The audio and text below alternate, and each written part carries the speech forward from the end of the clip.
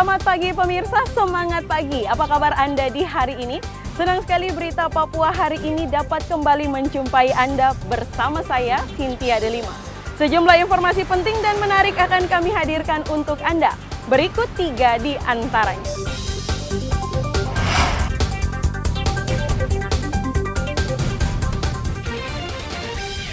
KKB kembali menebar teror di Kabupaten Puncak, kali ini menembak seorang penjaga kios.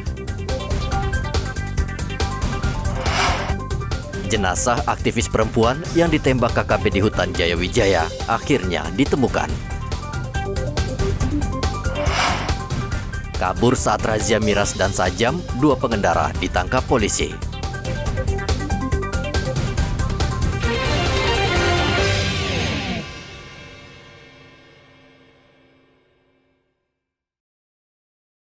Kelompok kriminal bersenjata KKB Sabtu lalu kembali menembak seorang warga sipil bernama Antonius Padang di distrik Ilaga, Kabupaten Puncak, Provinsi Papua Tengah. Korban yang sehari-hari adalah pedagang saat itu hendak menutup kios namun tiba-tiba ditembak dari jarak dekat. Kepolisian Resor Puncak mendalami kasus ini. Dari hasil penyelidikan sementara, pelaku diduga menggunakan senjata api rakitan. Ia tiba-tiba muncul dari semak-semak lalu menembak korban dan mengenai lutut kanan. Korban langsung dievakuasi ke Rumah Sakit Mitra Masyarakat Timika. Pada saat itu korban hendak menutup kios miliknya. Berdasarkan keterangan korban, tiba-tiba pelaku keluar dari semak-semak dan melakukan penembakan yang kemudian mengenai bagian lutut kanannya. Aparat keamanan yang merespon kejadian tersebut, pada saat tiba di tempat kejadian perkara, pelaku telah melarikan diri.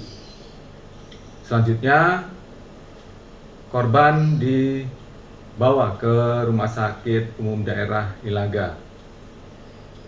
Pada hari ini, Sabtu 2 September 2023, pukul 7:52 waktu Indonesia bagian Timur, telah dilakukan evakuasi korban ke Kabupaten Mimika. Untuk selanjutnya dirujuk ke Rumah Sakit Umum Daerah Mimika guna mendapatkan penanganan medis lebih lanjut.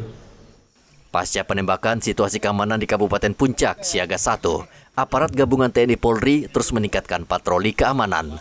Kepolisian Resor Puncak menghimbau warga untuk sementara waktu agar tidak melakukan aktivitas di luar rumah pada malam hari. Seperti diketahui, KKB kerap menyerang warga sipil untuk menciptakan ketakutan di tengah masyarakat. Dari Kabupaten Puncak, Papua Tengah, Hendra melaporkan.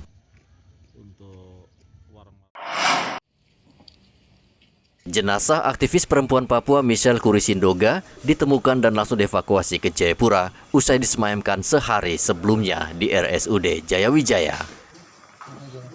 Jenazah dibawa ke Rumah Sakit Bayangkara untuk diotopsi guna kepentingan penyelidikan. Permintaan otopsi itu dari penyidik. Ya, KWP-nya permintaan itu harus dari penyidik. Kemudian penyidik minta persetujuan dari keluarga dan keluarga meng-ACC. Dan kebetulan ibu kandungnya adalah seorang perawat.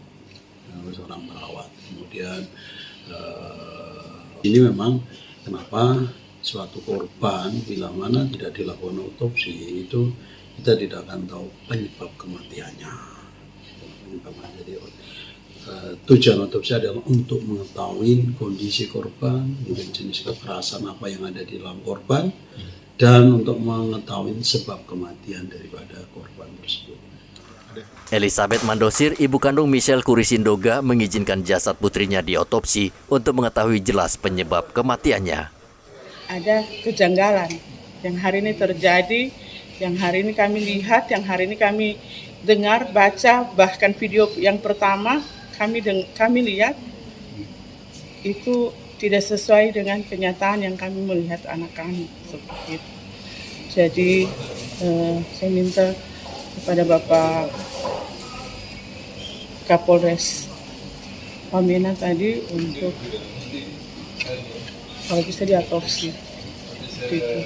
Saya ingin kebenaran data yang akurat untuk identifikasi anak saya untuk pemeriksaan atau itu harus jelas, dan saya mau dapat hasil yang terbaik supaya saya tahu kematian anak saya ini kenapa.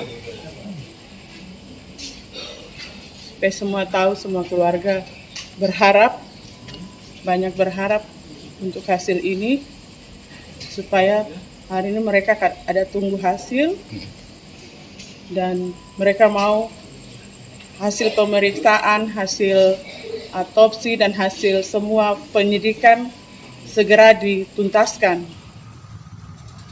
Usai diotopsi, jenazah Michelle langsung dibawa ke rumah duka di Dok 9, selanjutnya dimakamkan di TPU Buperwaena.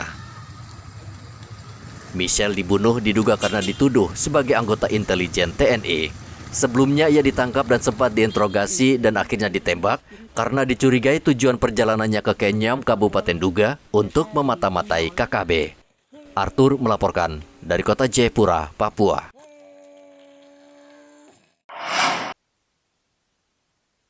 Polresta Manokwari memasukkan 5 orang dalam DPO kasus pemalangan jalan Trans Papua Maruni, Manokwari, Papua Barat yang terjadi 8 Agustus lalu. Kelima orang tersebut bernama Hermus Saiba, Jeffrey Saiba, Bobby Wonggor, Alexi Sayori, dan Melkianus Dowansiba. Kapolresta Manokwari Kombes Rifandi Simangunsong meminta kelima orang tersebut segera menyerahkan diri atau polisi akan mengambil tindakan tegas. Dalam kasus pemalangan jalan Trans Papua, polisi sudah menetapkan 1 tersangka. Tersangka itu ada 6, yang kami amankan baru 1, yang 5-nya DPO. Saya tidak memberikan inisial yang 5-nya. Tokoh-tokoh masyarakat yang ada di Manokwari itu katanya akan kooperatif membantu kami kepolisian apabila kami terbuka terkait orang-orang yang mau ditangkap. Nah ini sekarang kami kembalikan. Sengaja saya sini buka nama-namanya. Kami meminta kepada tokoh-tokoh masyarakat yang selalu selama ini mengkomplain kami, setiap anggota saya melakukan penangkapan pasti membuat aksi setelah itu.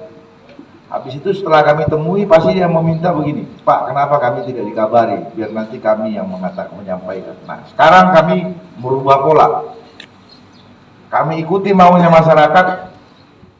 Rifandi menambahkan sudah mengetahui keberadaan 5 orang tersangka, namun ia meminta tokoh adat dan warga menyerahkan para tersangka karena dikhawatirkan penangkapan terhadap kelima tersangka tersebut memicu kericuhan.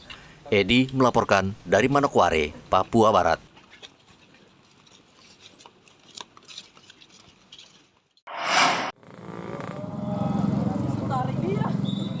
Kedua pria ini nekat menerobos razia yang dilakukan petugas gabungan di kawasan Kudamati, Merauke pada Minggu dini hari. Mereka panik dan tidak menyangka ada puluhan petugas merazia kendaraan. Diduga pengendara itu mabuk. Petugas yang ditempatkan di sejumlah sudut jalan berhasil menghentikan kedua pelaku. Dan terbukti saat digeledah ditemukan 2 botol miras dan senjata tajam jenis parang. Kedua pria ini langsung dibawa ke kantor polisi. Isu-isu di masyarakat, kondisi kita tidak aman, ya seperti itu. Nah ini harapan masyarakat, kita ada, polisi ada. Dari beberapa kasus yang kita tangani, ya saya terima kasih kepada jajaran Reskrim, Intel, ya Bimas, Samapta yang sudah melaksanakan kegiatan saling mendukung. Akhirnya semua bisa kita tangkap. Ini mulai dari pencurian biasa, pencurian dengan kekerasan, penganiayaan, sampai dengan pembunuhan. Semuanya terungkap. Itu. Kemudian ada hal-hal yang kecil yang saya katakan bahwa di Merauke ini adalah salah satu biang masalah dari masalah. Ya, ini. Nah, ini yang harus kita cegah terjadinya suatu tindak kriminal. Apabila mereka sudah selesai minum, kita biarkan, disitulah ya salah satunya akan terjadi sesuatu. Selain di kawasan Kudamati, petugas juga menggelar razia di kawasan Libra dan menyita berbagai jenis senjata tajam seperti parang, pisau, katapel, dan minuman keras. Razia dilakukan aparat karena tindak kriminalitas di Merauke marak terjadi. Muhammad Ridwan melaporkan dari Merauke, Papua Selatan.